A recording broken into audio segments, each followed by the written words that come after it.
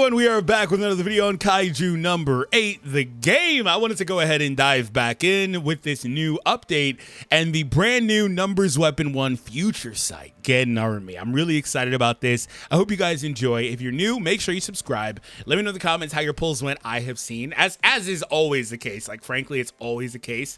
I always, and for 10 years plus doing this with all the games I've done, there's always a wide range every time a new character comes out. I got the character on my first single. I got the character on my first multi. Like, these are the things I hear from people. I didn't. This wasn't me.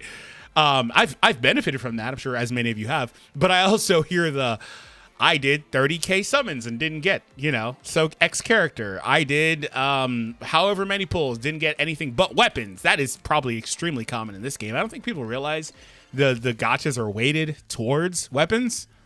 They've got a standard 1% rate for the new character and the new weapon. That's not abnormal. That is a standard thing across most gacha games to have a 1% rate for the new character. Frankly, if it's lower, they may be more generous in other ways, but they're probably screwing you with that. Anyway, but that's normal. But like the overall is skewed 5% for weapons, 3 for characters. So you're going to get a lot of fluff weapons is what it is, right?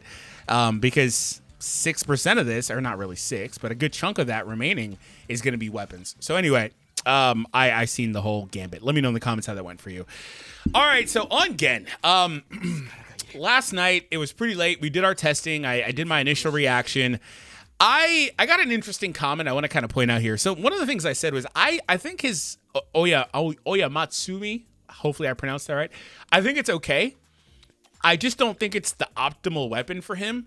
And I got a comment that was on the same wavelength that I thought it was interesting. Shout out to you. You know who you are. But they said, isn't it interesting that this weapon seems better for old Gen and old Gen's weapon seems like it'd be better for this new Gen? And I was like, you know what? You actually are probably right with that. Because getting the ultimate charge is great for this guy so he can get to the ultimate more consistently so he can throw his future sight, right? Or the scene through, as it's called. And then this one, crit rate, breaking plates and stuff is just better. Attacking a core exposed kaiju is just easier to do, is what I should say, on a more efficient breaker, which the other one is, like, this one has that plate mechanic, but the other one is more efficient because he's as multi-target and he's dual element. He's still the best breaker in the game. So this one is just better there. And then there's a couple other ones that are floating around. The Battle Pass one I don't think is good, but the one from the Expedition Shop Exchange I think is really good for either of them. So I thought that was interesting. So if you've got the weapon, you absolutely can use it. I just don't think it's necessary. So a couple of things that I've noticed. So on Gen, like I said, his attack stat is quite low. 2200. It can go a smidge higher. It probably, and this is just because I like to prioritize getting the 5-star set and then going back and getting the optimal pieces, unfortunately, if you don't roll them the first time.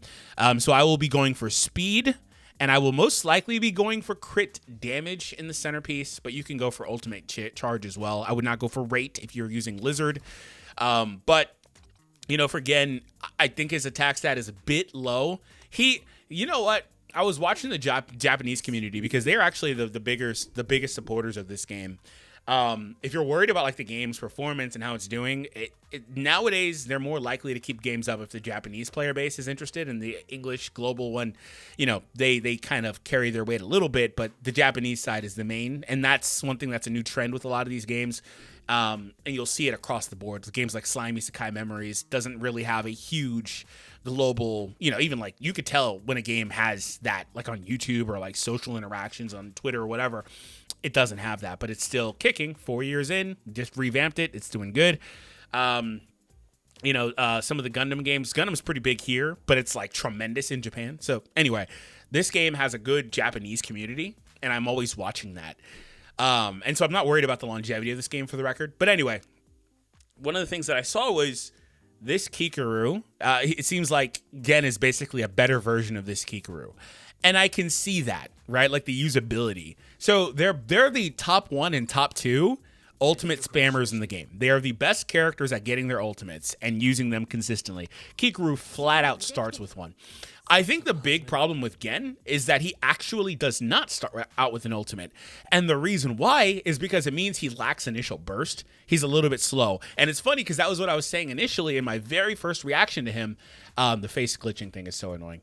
Anyway, that was my first initial reaction to him. But that was what I was seeing on the Japanese community too, was that he was lacking his initial turns.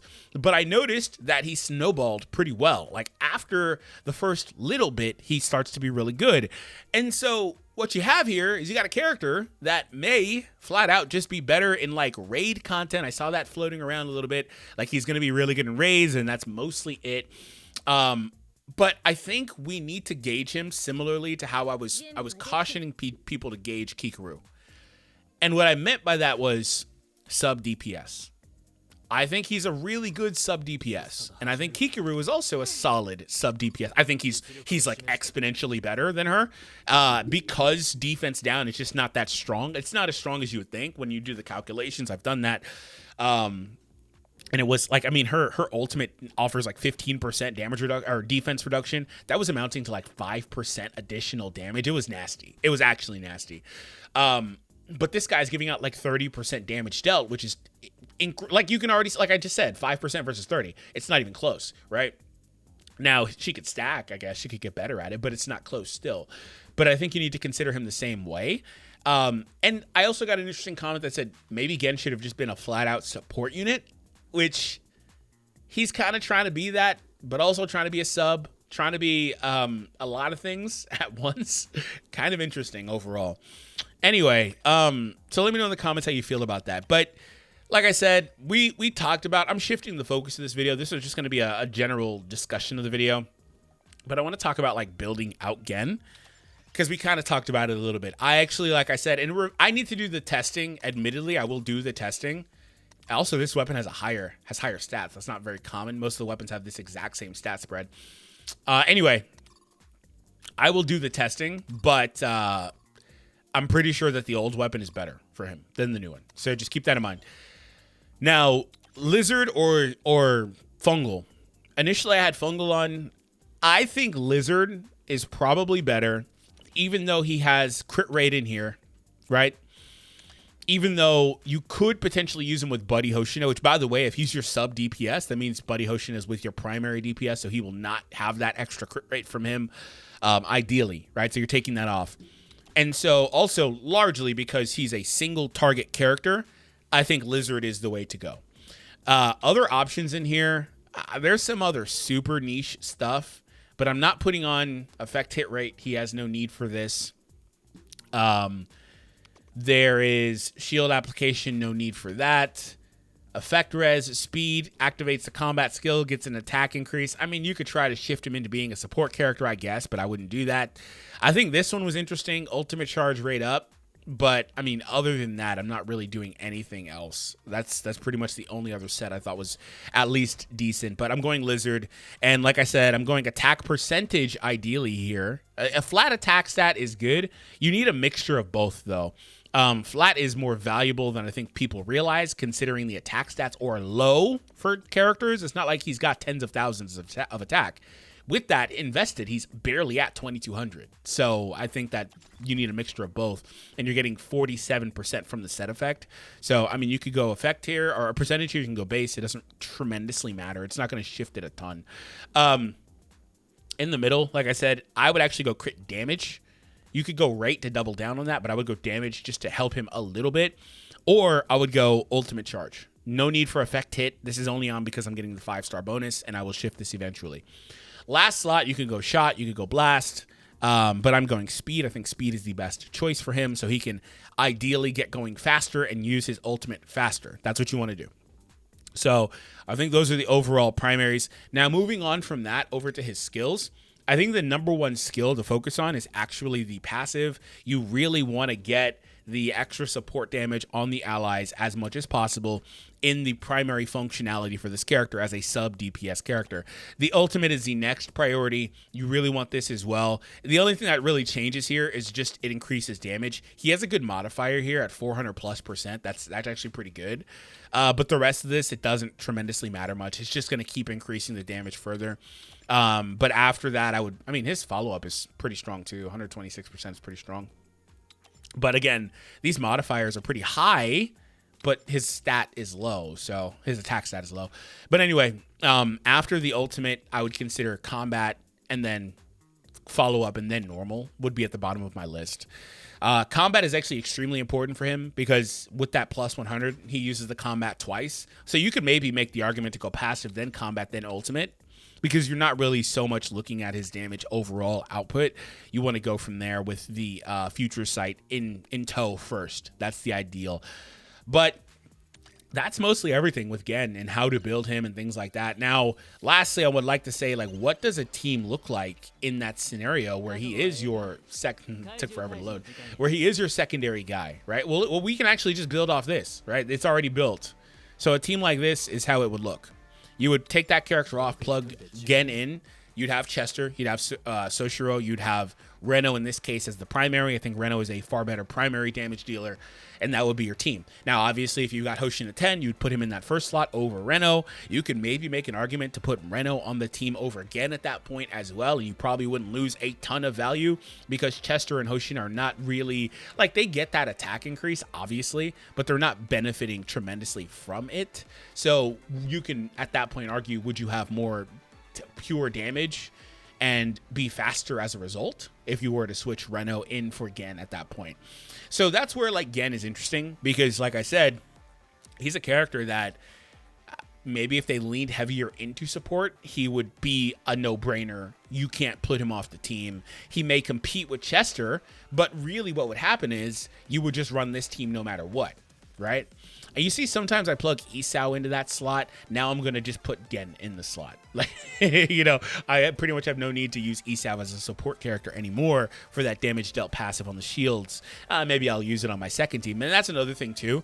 You do need 2 teams for most content. And so could he be your primary on, like, a secondary team if you were to go into, let's just say, Fierce Battle, right? And by the way, he's not going to be great in large conquest because he's pure single target. He's not even blast attacking. But you can, for example, go into large conquest and build a team with him as one of your primaries, or maybe not your primary, because I think ideally in a perfect world, you're splitting Reno and Hoshina as your primaries between your 2 teams, and then building out the teams around the characters at that point. And so, for example, I would do that. I would try to personally keep it pretty even, and I would put with Reno a strong support character. So you could do something like Chester. Would I do Chester here? I would prefer Chester on the top team. Hey, actually, this is where Gen can come in because he's a strong support character too. And then with that, you've got a lot of coverage for their follow-ups and stuff like that. You've got good damage output as well. Hoshin is still out damaging the 2 of them together, so he's fine because Hoshin is just ridiculous, so it is what it is.